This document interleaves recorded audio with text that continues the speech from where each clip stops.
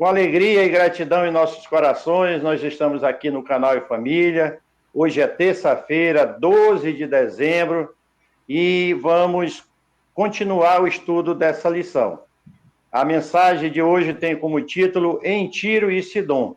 E vamos pedir a presença de Deus através da oração para nós sermos abençoados nesse estudo. Nosso querido Deus, nosso Pai amado, muitíssimo obrigado por essa oportunidade de estudar a Tua Palavra, que o Santo e Bom Espírito nos conduza nesse estudo, na compreensão e nos dando também poder para vivê-lo. É a nossa oração em nome de Jesus. Amém. O estudo dessa terça-feira da lição da Escola Sabatina começa nos dando uma informação importante que vai nortear o estudo desse dia. A lição diz assim: Mateus foi escrito para um público judeu e Marcos foi escrito para gentios. Nós vamos ver agora na pergunta número 4 um relato bíblico e nós vamos perceber muito bem essa diferença desse público.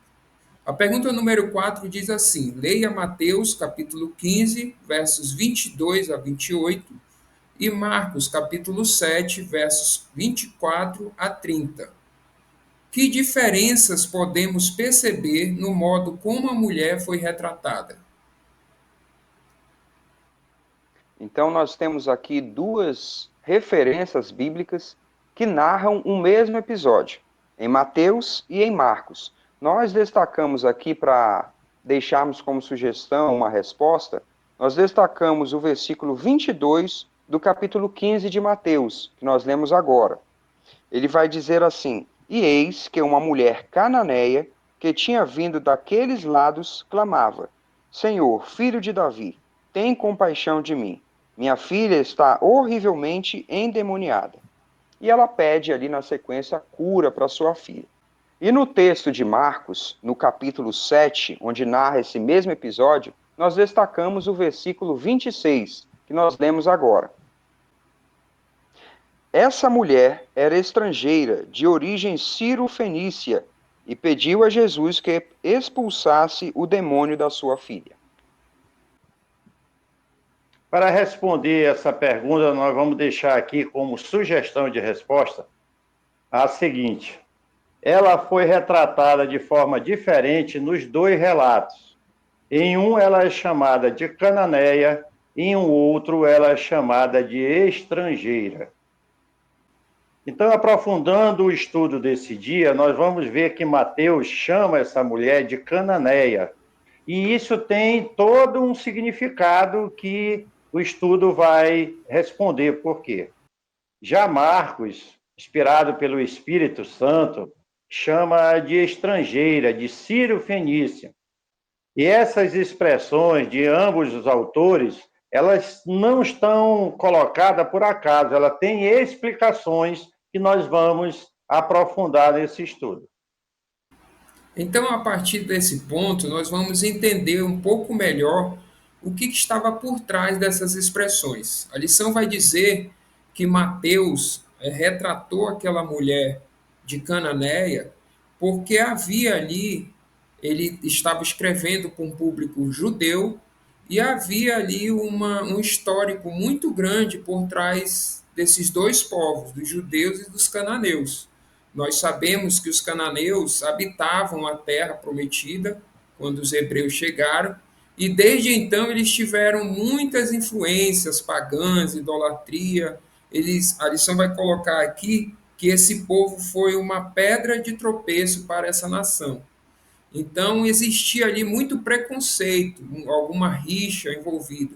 E Mateus estava escrevendo para esse público. Inclusive a lição vai dizer que os próprios discípulos de Cristo não consideravam a possibilidade daquela mulher fazer parte do reino de Deus. Esse era o objetivo de Cristo, né? Ensinar aos discípulos essas lições. É o objetivo também de Mateus, ao narrar aos judeus esse episódio, quando Jesus finalmente atendesse aquela mulher, quando ele tivesse esse olhar de compaixão e misericórdia por ela, esse público que tinha esse histórico, como Alexandre trouxe, poderia ser impressionado e entender que a missão também era para aquelas pessoas. Assim, a lição traz a compreensão do que Marcos escreveu também. Ele vai dizer que, ao se referir àquela mulher como estrangeira, como Ciro-Fenícia, o público-alvo, que eram os gentios, né? Nós já vimos no início do estudo que o público-alvo de Marcos era o público gentil. Eles entenderiam que Jesus curou, Jesus teve um olhar de amor, de misericórdia para um dos seus, para uma pessoa como eles. Então, eles entenderiam que a missão também era para eles. Eles iam se sentir, né, Júnior, incluídos, certo? Era um dos seus que estavam ali recebendo o amor e a graça do Salvador. Isso é muito importante, é muito legal essa compreensão. E a lição, ela se desenvolve ainda narrando como Jesus tratou aquela mulher. E, à primeira vista, sem os contextos que isso implica, dá a impressão de que Jesus foi muito frio, foi muito rude com ela, né? E ela vai chamá-lo, vai implorar para a sua ação, e ele vai dizer, não, eu fui enviado para as ovelhas perdidas da casa de Israel, e ela vai insistir. Nós não podemos ignorar que Jesus estava nessa missão para alcançar as pessoas não alcançadas, mas ele também estava num projeto de treinamento dos discípulos. Os discípulos todos eram judeus, cheios dessas influências que o Alexandre levantou ali, tá? De rixa, de orgulho. Então, Jesus tratou aquela mulher daquela forma, no primeiro momento, para mostrar a eles, judeus, que era assim que eles tratavam os estrangeiros. Então, depois Jesus vai e socorre a mulher e exalta a fé dela, e as bênçãos de Deus chegou naquela vida. Isso é uma lição muito profunda para todos nós. E a lição ainda traz, né, pai, um outro aprendizado. No segundo momento, no desenrolar dessa história, quando Jesus finalmente atendesse as súplicas, o pedido de ajuda daquela mulher, Jesus estaria ensinando uma outra lição, uma última lição nesse episódio para os discípulos, de que era assim que eles deviam tratar todas as pessoas, independente de raça, independente de qualquer preconceito, de qualquer nacionalismo, a missão deveria chegar também para aquelas pessoas. A lição vai dizer assim,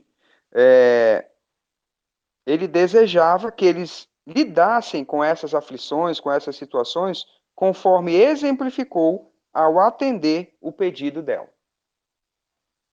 A lição vai finalizar nos trazendo uma reflexão do texto de 1 João, capítulo 2, verso 2, que nós lemos assim: E ele é a propiciação pelos nossos pecados, e não somente pelos nossos próprios, mas também pelos do mundo inteiro.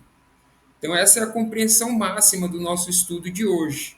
Nós não podemos fazer distinção das pessoas que vão ou não receber o evangelho da salvação. Inclusive, a lição vai dizer que todos são iguais perante Deus, todos merecem e ele morreu por todos. E assim nós chegamos ao final do nosso estudo. Se você achou que teve a compreensão do assunto, se esse estudo foi relevante para você, dê um joinha aí, curta o vídeo, compartilhe com as pessoas que você gosta e se inscreva no canal. E até o próximo estudo. Estudar a palavra de Deus é muito bom, né? Olha só, se você gostou desse vídeo, não esquece de curtir. Você também pode nos seguir nas redes sociais e se inscrever aqui no canal. Não esquece de ativar o sininho para receber as notificações. Nos vemos na próxima lição.